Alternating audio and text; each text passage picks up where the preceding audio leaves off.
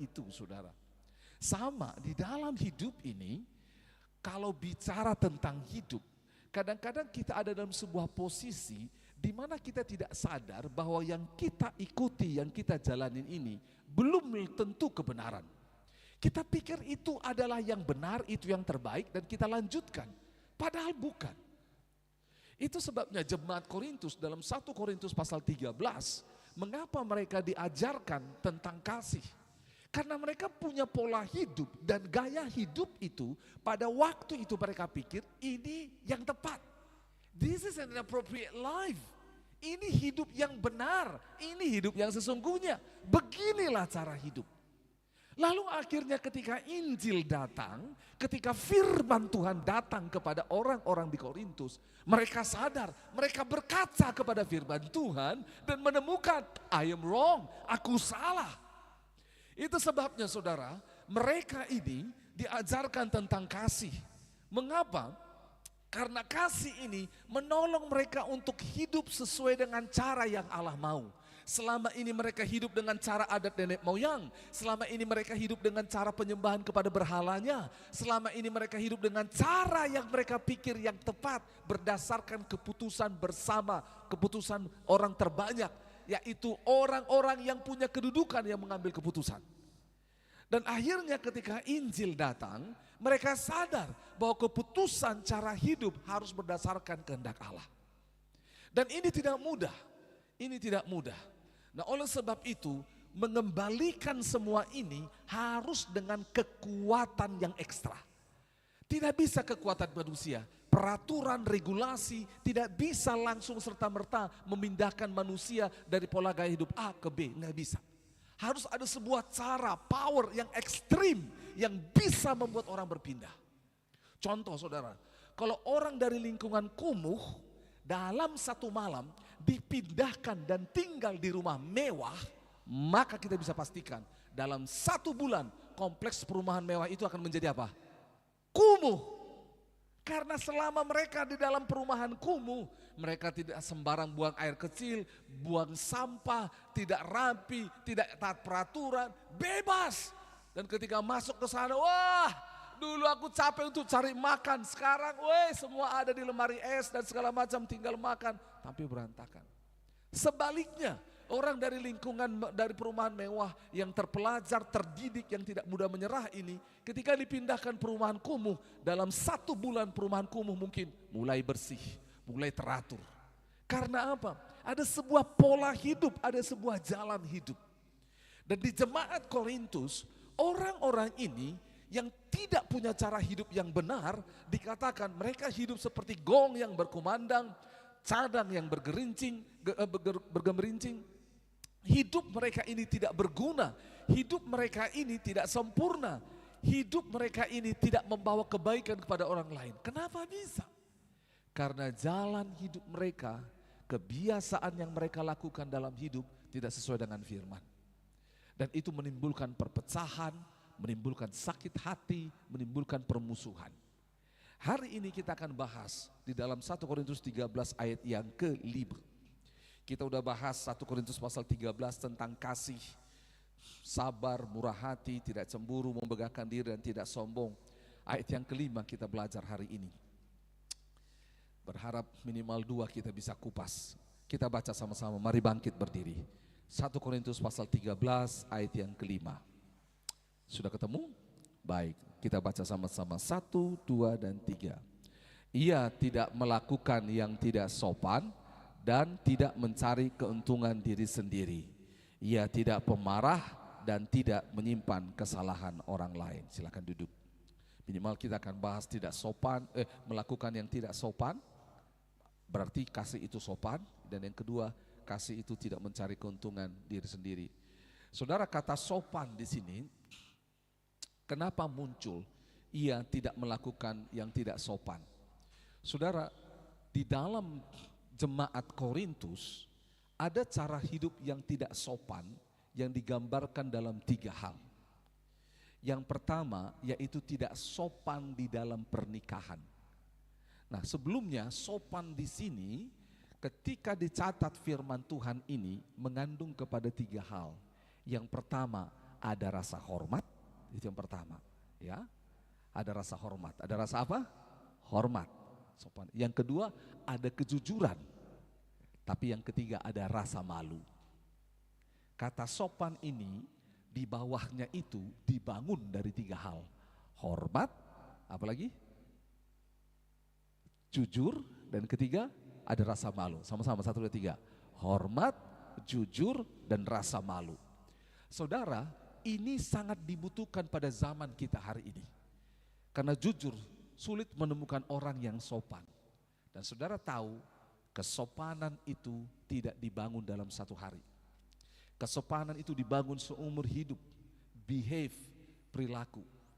Itu sebabnya sekolah-sekolah di luar negeri dari kecil, mereka tidak diajar tentang matematika, fisika, kimia, bagaimana otaknya bisa cerdas. Tidak. Mereka diajar tentang bagaimana hidup sopan.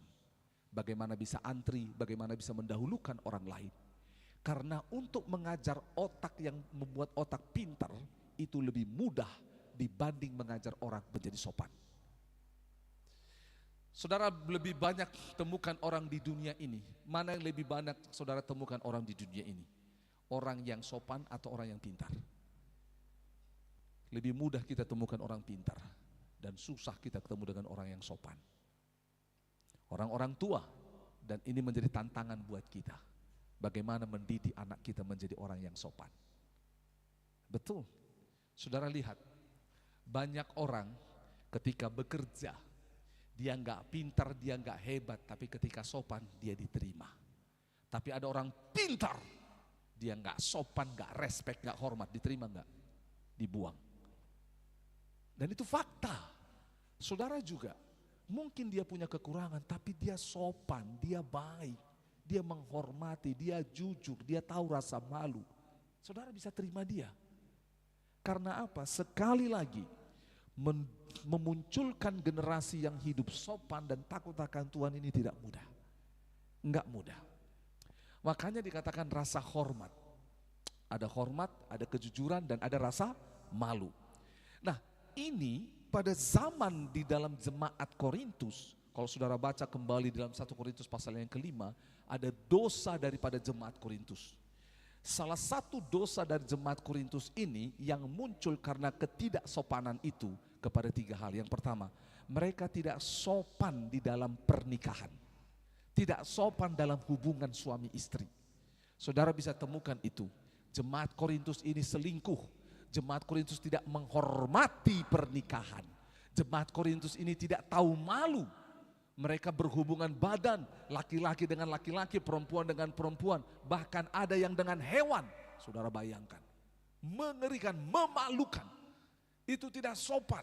Mereka tidak menghormati pernikahan. Mereka bebas melakukan hubungan sana dan sini. Dan Tuhan marah dengan hal itu. Tuhan marah. Bagi mereka itu normal. Mengapa normal? Karena mereka, orang-orang Korintus, budaya mereka seperti itu. Dimulai dari budaya mereka menyembah dewa Korintus.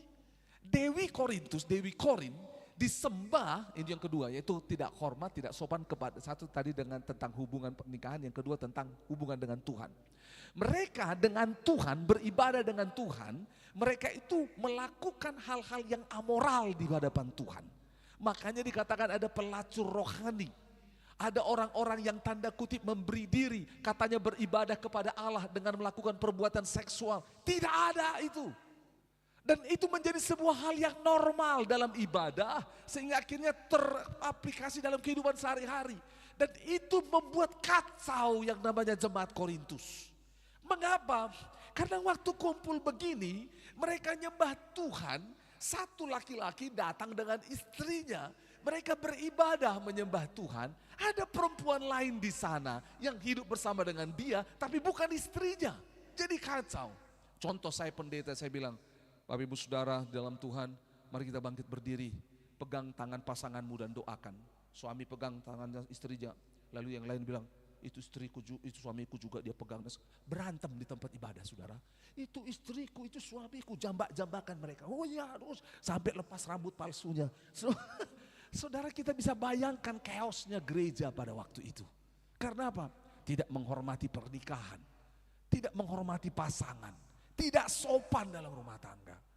Belum lagi saudara, ini ketidaksopanan yang pertama kepada Tuhan, kepada pasangan, yang ketiga kepada orang lain. Enggak sopan karena apa? Saudara, jemaat Korintus ini ada di antara mereka datang dari kalangan orang-orang punya uang. Tapi ada juga dalam kalangan dari orang-orang bawah, yaitu hamba, budak mereka. Dan kalau ibadah saudara, ini susah. Saudara kan, coba saya tanya saudara, di ruangan ini yang mana kursi VIP? Ada kursi VIP di sini? Enggak ada. Sama rata, saudara boleh duduk sama-sama. Pada zaman itu susah untuk seorang tuan dan seorang budak duduk sama-sama. Susah, nggak bisa. Jadi akhirnya nggak respect, ngomongan dan segala macam. Kau budak belakang, ini khusus para raja di sini. Saudara akhirnya apa? Nggak sopan saudara. Akhirnya dalam ibadah, saudara bayangkan, akhirnya para tuan, orang-orang pintar, orang berduit, mereka beribadah kepada Allah dengan sombongnya. Yang di belakang, para budak, para hamba, berdoa beribadah dengan minder, tapi sekaligus menghakimi. Apa sih? Tuhan, ini, saudara bayangkan suasana ibadah seperti itu. Saudara tangkap maksudnya. Dan ini terjadi bukan hanya di jemaat Korintus, sampai zaman sekarang hidup tidak sopan itu bisa kita temukan. Enggak respect. Akhirnya apa? Hidup tidak sopan itu terlihat dari apa? Cara bicara dia, perilakunya. Saudara tahu, jemaat Korintus ini salah satu di mana mereka tidak sopan itu di meja makan. Di meja makan enggak sopan. Mereka enggak punya tata krama meja makan. Brutal mereka di meja makan, saudara. Makanya sampai Paulus bilang apa? Kalau ada perjamuan, di rumah makan dulu. Di rumah makan dulu. Baru datang di sini bawa makanan.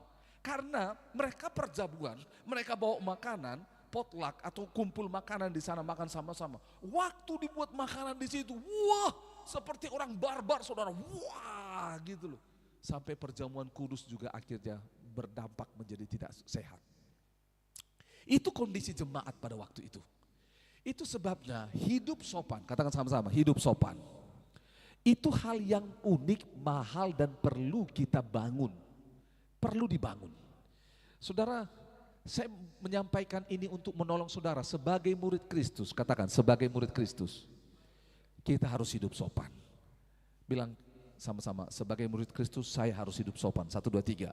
Sebagai murid Kristus saya harus hidup sopan. Ingat tadi sopan itu ada dikatakan di sana hormat, ada kejujuran dan ada apa? Rasa malu. Karena sering juga orang sopan tapi enggak jujur. Saudara kadang sopan pada direktur pimpinan saudara, mertua saudara, tapi hati kita enggak jujur. Iya mah, nanti kau awas. Dalam hati, paham maksudnya? Kejujuran kita. Kadang kita enggak jujur. Ada rasa sopan yang palsu, itu sebabnya kata sopan di sini dibangun dari 3 hal. Hormat, jujur, dan rasa malu. Saudara dengar baik-baik. Anak-anak, kadang-kadang kita nggak sopan dengan orang tua kita. Apalagi dengan model anak zaman sekarang dengan zaman dulu sangat beda. Contoh, pada zaman saya, orang tua saya nggak marahin saya kalau ada tamu. Kalau saya ribut, nggak marahin. Dia hanya pelototin saya, selesai. Dan saya tahu, behave. Saya langsung tahu, oh iya itu salah. Anak sekarang menurut para orang tua, kalau ada tamu, dia ribut dipelototin, malah anaknya pelototin balik. Gitu loh. Waktu ditegur anaknya, malah anaknya balik. Mama juga gitu. Saudara dengar baik-baik, nggak sopan banget ini anak. Betul loh. Kita sedang hidup dalam sebuah zaman di mana ketidaksopanan dipertontonkan. Itu menjadi sebuah kebanggaan. Makanya kadang-kadang ketika anak tidak sopan, diketawain. Enggak boleh saudara. Harus ditegur. Nah, gereja harus menjadi tempat di mana kita dikembalikan punya gaya hidup seperti kerajaan Allah sesuai dengan firman Tuhan. Kalau saudara baca dalam 1 Korintus pasal 5 dikatakan, aku akan orang-orang, jangan bergaul dengan orang-orang yang tidak sopan seperti ini. Kalau mereka masih melakukan hidup tidak sopan, aku menyerahkan jiwa mereka kepada iblis. Ngeri banget ayat firman Tuhan itu. Kenapa diserahkan kepada iblis, saudara? Diserahkan kepada iblis, bahasa aslinya itu adalah keluar dari jemaat itu. Makanya saudara pernah dengar nggak di sebuah gereja ada jemaat dikasih sanksi, dikeluarkan dari jemaat. Karena apa? Hidup tidak sopan, amoral, membuat malu, betul? Akhirnya dikeluarkan. Jadi bukan diserahkan kepada iblis, aku no. Tetapi maksudnya apa? Di dunia ini ada dua kerajaan. Satu kerajaan Allah yang dilambangkan oleh apa? Gereja. Dan yang kedua kerajaan iblis. Artinya ketika saudara dikeluarkan dari gereja, saudara sedang diserahkan kepada kerajaan yang lain. Yaitu kerajaan apa? Iblis. Gereja menjadi tempat di mana kita mengalami kebenaran. Gereja menjadi tempat di mana kita dikoreksi. Gereja menjadi tempat di mana kita memulai gaya hidup yang baru yang sesuai dengan kebenaran Allah. Itu dia. Itulah mengapa jemaat Korintus diajarkan tentang hidup yang sopan. Karena mereka gak sopan, gak menghormati pernikahan, cabul, pornografi, itu yang dilakukan saudara. Benar, saudara pergi ke sekolah, ke kampus hari ini. Kalau laki perempuan tidak suka pornografi, dibilang itu kuno. Sekarang seakan-akan pornografi itu sebuah barang yang mudah ditemukan di mana-mana. Betul. Waktu saya pergi ke Amerika, rumah tempat saya tinggal, dia bilang begini, Agus, saya akan membawamu ke tempat-tempat, salah satu tempat di mana tidak ada di Indonesia, supaya engkau tahu. Kalau ada yang membawamu ke sini, jangan mau. Oke, apalah ini? Dia bawa saya ke kasino, tempat judi, tempat uang dihasilkan dan segala macam. Lalu dibawa, enggak masuk ke dalam, ditunjukin ini kasino, tempat orang judi dan segala macam. Lalu dibawa lagi ke bar, tempat makan, minum di sana dan semuanya, gitu loh. Lalu dibawa lagi ke sebuah tempat tentang apa free sex di sana, seks bebas. Bahkan ada kemarin ada seorang teman, dia bilang di Eropa hari ini ada sebuah kawasan di Jerman atau di Belanda, itu namanya red light, lampu merah. Saudara, kalau ada lampu merah di sini, saudara terobos atau tidak? Tidak kan? Artinya berhenti. Di sana itu kawasan red light, lampu merah adalah kawasan di mana diizinkan orang berbuat amoral tanpa disentuh oleh hukum. Jadi di situ diperjualbelikan laki-laki, perempuan seperti Sodom dan Gomora, bahasanya Tian. Di situ dan diizinkan. Dan saudara dengar baik-baik, dunia ini seperti 1 Yohanes pasal yang kedua dikatakan sedang tenggelam dengan semua keinginan daging, keangkuhan hidup, keinginan mata, dan keangkuhan hidup. Saudara dengar, tidak sopan itu akhirnya membuat hati kita menjadi tidak tenang. Ketidaksopanan ini membuat kita menjadi tidak respect, tidak hormat, dan akhirnya apa? Memutuskan hubungan dengan orang lain. Gak percaya, coba. Kalau saudara tidak sopan dengan seseorang, saudara akan putus hubungan dan saudara punya cap di kepala saudara tentang orang itu. Gak sopan ini orang. Saudara marah. Gitu loh. Kadang-kadang dosa mencuri lebih bisa diterima daripada dosa tidak sopan. Loh, mengapa? Karena kadang orang mencuri karena tidak makan, minum, tapi tidak sopan, itu menunjukkan identitas dia. Enggak sopan. Ngomongnya, cara hidupnya. Makanya saya bersyukur Indonesia itu adalah bangsa yang beradab. Sehingga kemana-mana kita di Indonesia diajarkan untuk permisi, betul? Kalau di kampung kami bilang satabi, permisi, pamit. Kalau sini tabe-tabe kini, ya betul ya, ada permisinya, ada sopannya. Anak-anak sekarang katanya ada lewat aja, ada, gitu loh. Saudara dengar baik-baik. Dulu kesopanan ini adalah barang yang mahal dan menjadi identitas bangsa kita. Guru sopan, hormat sama siswa sopan, hormat sama guru. Sekarang itu loh. Dan akhirnya berpengaruh kepada sesamanya. Dibully, diejek. Ada satu video di YouTube belakangan ini heboh karena seorang anak ditemukan oleh pasukan TNI Angkatan Laut sudah berenang berjam-jam menyeberang dari Jakarta ke sebuah kepulauan. Kenapa bisa? Ternyata ditangkap sama Dek sini. Lupa, kalau nggak salah 3 jam lebih dia sudah berenang di laut. Sampai tangannya kerut. Akhirnya TNI Angkatan Laut temukan dia. Bawa, kenapa kamu di sini? Dilempar sama anak-anak. Anak-anak mana? Dikira bahwa dia ini adalah anak buah kapal yang dibuang gitu loh. Ternyata dia ini pelajar.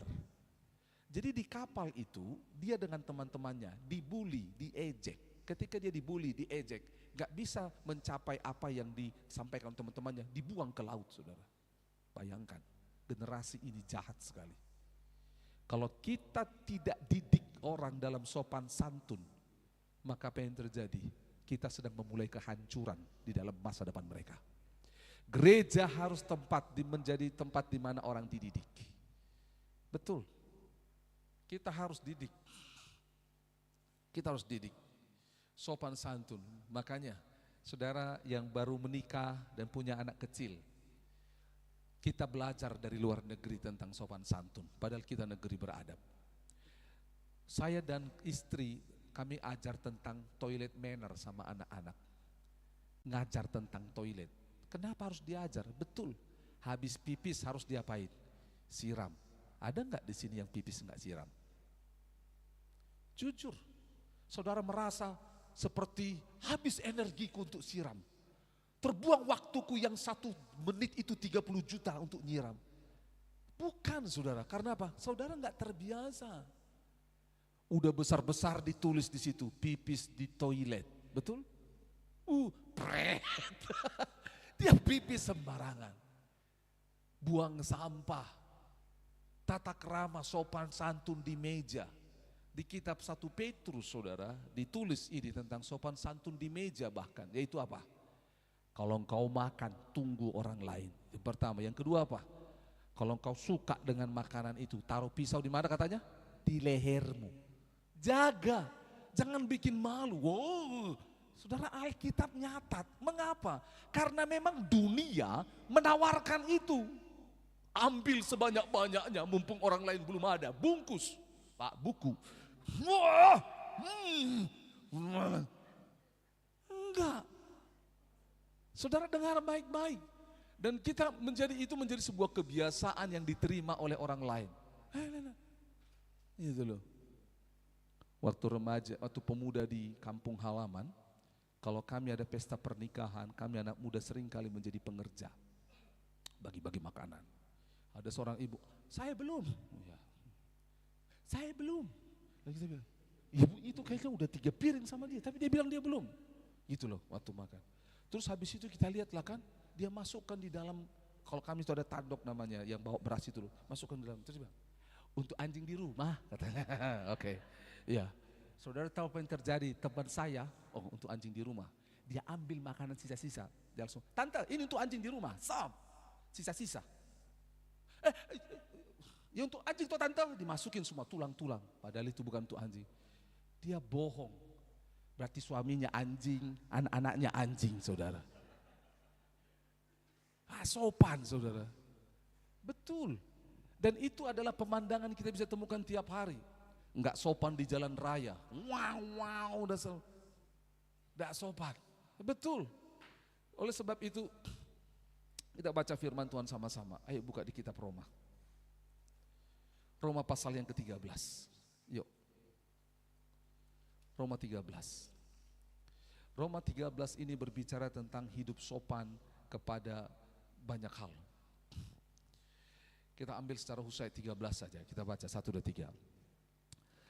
Marilah kita hidup dengan sopan seperti pada siang hari. Jangan dalam pesta pora dan kemabukan. Jangan dalam percabulan dan hawa nafsu. Jangan dalam perselisihan dan iri hati. Coba lihat. Nih. Saudara dikatakan seperti pada siang hari. Artinya apa? Harus ada yang menerangi kita supaya kita bisa hidup sopan. Harus ada orang yang tegur kita supaya kita berani hidup sopan. Saudara dengar. Karena dikatakan kasih ini ia tidak melakukan yang tidak sopan. Kalau kita mengalami kasih agape, kasih Kristus, ini menjadi kekuatan yang mentransformasi hidup kita. Hidup yang tidak menghormati orang lain, hidup yang tidak jujur, hidup yang mempermalukan orang lain. itu ditransformasi oleh kasih agape sehingga kita bisa menunjukkan kepada dunia ini tentang kesopanan daripada Allah. Kalau saudara kembali ke dalam kitab kitab Keluaran dan kitab Ulangan, ada satu perintah yang menarik tentang menghormati. Dikatakan perintah yang pertama kepada tentang manusia daripada Allah, yaitu hormatilah ayah dan ibumu. Kenapa harus dihormati orang tua? Ayatnya jelas, hormati ayah dan ibumu supaya apa dikatakan? Panjang umurmu terus di tanah yang dijanjikan Tuhan kepadamu. Mengapa? Pada zaman itu saudara, tanah yang dijanjikan Tuhan itu adalah tanah apa? Kanaan. Kalau anak-anak ini tidak hormat, tidak patuh pada orang tua, tidak mengikuti, tidak mengasihi orang tua, tidak sopan, tidak mewarisi tata krama daripada keluarga, nanti di tanah Kanaan akan sulit. Karena tanah Kanaan punya tata krama sendiri. Dan semua tata krama mereka itu menentang Allah. Di Kanaan tidak hormat pada orang tua, mempersembahkan bayi, lakukan semuanya hancur. Makanya kalau nggak hormat sama orang tua, nggak dididik, maka apa yang terjadi? Akan muncul sebuah generasi yang lemah yang akan terikut dengan mereka. Jangan pikir bahwa ketika dikatakan hormat pada orang tua, enak sekali papa dan mama. Tidak, waktu papa dan mama itu anak-anak berlaku firman bagi dia. Yaitu apa? Hormati orang tuamu. Waktu saya punya anak hari ini, San dan Kava hormati saya. Dulu waktu saya kecil, saya hormati papa mama saya. Demikian generasi ke generasi di atasnya. Kalau kita gagal menciptakannya, maka kita akan melahirkan generasi yang tidak menghormati orang tua. Generasi yang tidak punya tata krama, tidak sopan dalam hidupnya. Dan ini membuat tidak panjang umur. Betul, kita tahu sama-sama, orang yang tidak dididik baik di rumah, dia akan dididik di jalanan. Dan kita tahu hasil hidupnya. Berakhir di penjara lah, di kuburan lah, di rumah sakit lah. Betul. Nah oleh sebab itu, dikatakan hidup dengan sopan seperti pada siang hari, jangan dalam pesta pora, kemabukan dan semuanya. Itu kita harus bangun saudara. Bahkan di dalam ibadah. Kalau saudara lihat 1 Korintus 14 ayat 40, coba lihat sama-sama. 1 Korintus 14 ayat 40. Ya, 1 Korintus 14. Kita baca 1, 2, 3. Tetapi segala sesuatu harus berlangsung dengan apa? Sopan dan teratur. Dalam ibadah juga sopan dan teratur. Kenapa? Ada pujian, ada yang ini, ada yang ini, diatur semuanya. Kalau enggak sopan, aduh enggak teratur, aduh susah kita saudara. Saudara bayangkan kalau orang yang tidak sopan yang memimpin di dalam ibadah, dia akan menghakimi orang lain. Mari Bapak Ibu kita semangat, tepuk tangan buat Tuhan. Jangan bengong Bapak Ibu. Ayam tetangga saya bengong mati Bapak Ibu, ayo. Saudara bayangkan. Tidak sopan ngomongnya. Gitu loh. Ayo Bapak Ibu berikan persembahan, jangan pelit-pelit ya. Saudara bayangkan. Orang yang tidak sopan itu cenderung menghakimi, melontarkan perkataan-perkataan yang tidak baik. Dan dia berusaha menciptakan ketidaksopanan itu menjadi sebuah hal yang normal sehingga dia akhirnya tidak terhakim dengan hal itu. Makanya lihat, unsur sopan itu adalah apa? Hormat, terus apa lagi? Kejujuran, ketiga ada rasa malu. Malu. Generasi ini tidak punya rasa malu hari ini. Lihat apa yang terjadi, dosa korupsi. Udah dikasih pakaian orange, tidak malu, selfie, pamer. Weh, aduh Tuhan. Orang dulu pada zamannya Adam, dia berdosa, dia malu, dia sembunyi. Sekarang gak malu, dipertontonkan saudara. Betul tidak? Aneh generasi ini. Gereja harus masuk dalam segmen itu. Murid Kristus, engkau diutus, dibentuk Allah dan diutus ke kampus, ke sekolah tempat kita bekerja untuk menggarami dunia yang tidak sopan ini. Yang tidak hormat. Saudara lihat, kemarin saudara semakin maju kotanya, kebiasaan hidup seperti ini makin langka. Makin langka. Karena apa saudara? Ketika kita belajar tentang kasih itu tidak melakukan yang tidak sopan, bahkan kasih itu menimbulkan sebuah penghormatan. Kasih itu menimbulkan kejujuran. Kasih itu mengerti rasa malu. Itu sebabnya lihat apa yang terjadi. Yesus tahu nggak? Waktu perempuan berdosa itu ditemukan di Yohanes pasal 8.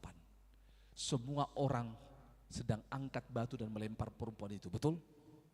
Tapi Yesus dengan sopan, dia bilang apa seperti ini?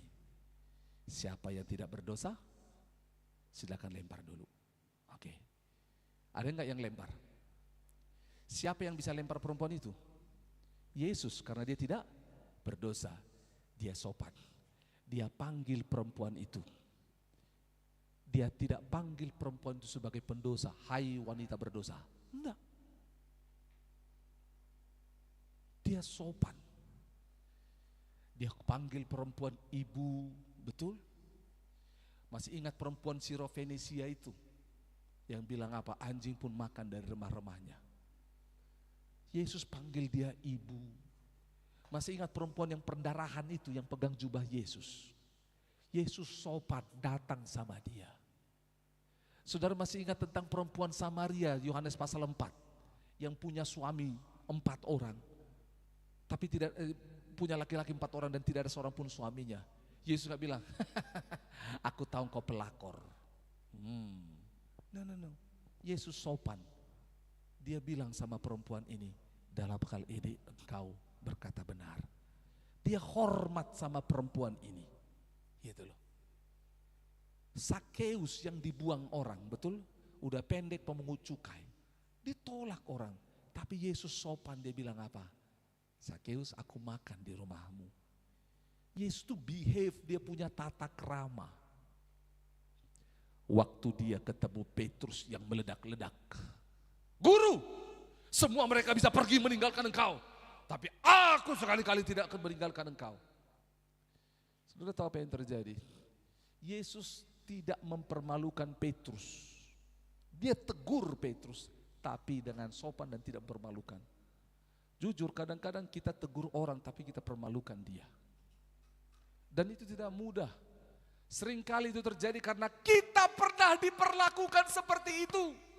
Sehingga kita menjadi produk yang mencoba membuat orang lain mengalami hal yang sama. Sakit yang sama aku alami, kau juga akan rasakan. Saudara, itu tidak baik. Tidak boleh seperti itu. Kalau engkau pernah diperlakukan tidak sopan, engkau pernah dipermalukan, tidak dihormati, engkau pernah dibohongi, engkau pernah merasa engkau dicurangi, jangan balas. Makanya dikatakan kasih agape itu tidak melakukan apa yang tidak sopan. Agape berbicara tentang pengorbanan. Aku sudah menjadi korban akibat semua hal yang salah ini, tapi karena kasih Kristus, bukan dendam, bukan marah, bukan dosa, bukan umpatan yang keluar, tapi aku mengasihi, mengampuni. Itu harus terjadi. Itu harus terjadi. Saudara, menarik. Kalau kita buka sama-sama, lihat di dalam kitab 1 Tesalonika pasal yang keempat, 2 ayat terakhir. 1 Tesalonika pasal yang keempat. Ini gambaran di jemaat di kitab Tesalonika. Ayat yang ke-11 sampai 12 sama-sama. 1 Tesalonika 4 ayat 11 sampai 12, 1, 2, 3. Dan anggaplah sebagai suatu kehormatan untuk hidup tenang, untuk mengurus persoalan-persoalan sendiri dan bekerja dengan tangan, seperti yang telah kami pesankan kepadamu. 12. Sehingga kamu hidup sebagai orang-orang yang apa? Sopan di mata orang luar dan tidak bergantung pada mereka. Saudara lihat, orang lain melihat kita, orang ini sopan enggak ya? Gitu loh. Bicara dalam hal banyak hal, saudara sendiri tahu. Kiranya firman ini menolong kita untuk tahu, apakah saya orang yang sopan di dunia ini atau tidak. Dan ketahuilah, sopan santun kita kembalikan kepada firman Tuhan. Karena di sana itu sopan, padahal sebenarnya tidak sopan. Itu loh. Saudara, oleh sebab itu datang kepada firman. Saya tutup dengan hal ini. Satu kali ketika Yesus ada di muka bumi ini, dan kita lihat apa yang terjadi. Yesus di muka bumi ini ketemu dengan banyak orang berdosa. Saya belajar kesopanan Yesus bahkan ketika saat dimana dia ada dalam hal yang menyakitkan. Saudara ingat ketika Yesus disalib, dia tidak sendiri, betul? Ada orang di kiri kanannya. ada orang di kiri kanannya. Dan dua orang di kiri kanan ini, terserah itu mau sebelah kiri sebelah kanan, tetapi diskusinya terjadi. Satu orang bilang apa? Kau kan anak Allah, kau bisa melepaskan diri dari sini. Lepaskanlah dirimu, lepaskan aku. Betul? Satunya ngomong, jangan ngomong seperti itu. Kita layak untuk menerima hukuman ini karena kita berdosa. Betul? Lalu dia bilang apa? Guru, Tuhan, kalau engkau nanti sudah mati, ingatlah aku bersama denganmu. Saudara lihat, Yesus itu merespon, dia bilang apa? Hari ini juga engkau bersama aku di Firdaus. Kadang-kadang kesopanan kita itu diuji ketika kita mengalami tekanan, cobaan, hal yang berat. Bagaimana saudara? Ketika engkau ditindas, masih bisakah jujur, bisa hormat? Masih bisa berperilaku sopan? Atau kita munculkan semua dosa, masa lalu, semua kehebatan kita dan mempermalukan diri pada akhirnya? Oleh sebab itu 3 aplikasi ketika dikatakan kasih itu tidak melakukan hal yang tidak sopan. Pertama yang harus kita temukan adalah, secara pribadi 3 hal tadi, selidikilah. Sopan dalam beribadah kepada Tuhan, sopan dalam hubungan suami istri, sopan di dalam hubungan kepada orang lain. Coba temukan, apakah aku menghormati Tuhan, menghormati pasangan, menghormati orang tua, menghormati saudara? Apakah aku jujur pada mereka atau aku simpan-simpan sesuatu? Bagaimana? Ada enggak rasa malu dalam diri kita? Rasa malu ketika kita akhirnya tidak sopan kepada Tuhan, tidak sopan pada orang tua, tidak sopan pada orang lain. Kalau tidak ada lagi rasa malu, Tuhan ampuni, hati ini harus berubah. Yang kedua dari firman Tuhan ini, dikatakan selagi masih siang, kita butuh ada orang yang berani tegur kita supaya kita kembali hidup sopan. Beri dirimu ditegur. Jemaat itu ditegur Tuhan melalui Rasul Paulus. Kadang-kadang ditegur tidak enak, betul? Sopan sedikit. Apa? Emang kau sudah sopan? Jangan balik lawan, saudara. Sekarang kan begitu. Kita nasihatin 1, dia kembali nasihatin 10. Saudara dengar baik-baik. Ketika kita butuh orang yang bicara sama kita selagi masih siang, firman Tuhan bicara dan terima. Oh, dalam hal ini saya salah. Dalam hal ini saya tidak sopan. Dalam hal ini kata-kata saya tidak membangun. Saya membuat orang akhirnya kecewa, sakit hati. Saudara harus cek itu dalam diri kita, sampai jauh dalam diri kita. Yang ketiga, yaitu apa? Penilaian orang tentang ketidaksopanan hidup kita itu harus menjadi alarm awal. Alarm apa? Awal. Bukan berarti kita hidup bergantung pada mereka, tetapi izinkan orang lain menjadi alarm untuk menegur kita. Ketika dia lihat, kenapa kemarin ini tukang sayur jadi begini ya? Kemarin begitu. Ternyata apa? Kita tidak sopan dengan tukang sayur. Gitu loh. Kadang-kadang langganan hilang gara-gara bukan soal untung rugi, betul? Tapi karena tata krama, gak sopan. Gak sopan. Lalu datang. Selamat datang di ini ya kakak, selamat datang, belanja apa kakak? Kita tahulah, Bapak Kim di situ kerja. Ya, ada sama-sama. Sebelum berdoa, karena saya datang di tempat itu, sudah panjang banget ini antrian. Lalu kasir di sana ada 3, nggak dipakai. Saya lama nunggu, karena yang di depan itu sedang bermasalah lama. Lalu saya datang sama pegawainya, Pak, maaf, ini kasir 2 dan sudah panjang. Apa nggak sebaiknya dibuka saja dan diurus karena sana juga lama? Dia bilang, Pak, kalau nggak sabar antri keluar aja Pak, belanja di tempat lain. Dalam ketidaksopanan saya, saya udah mau ambil firman Tuhan. Aku minta api dari langit Tuhan.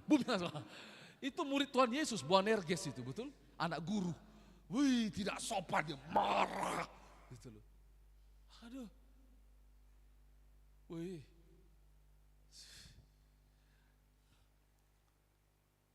Hari itu saya ingat siapa saya.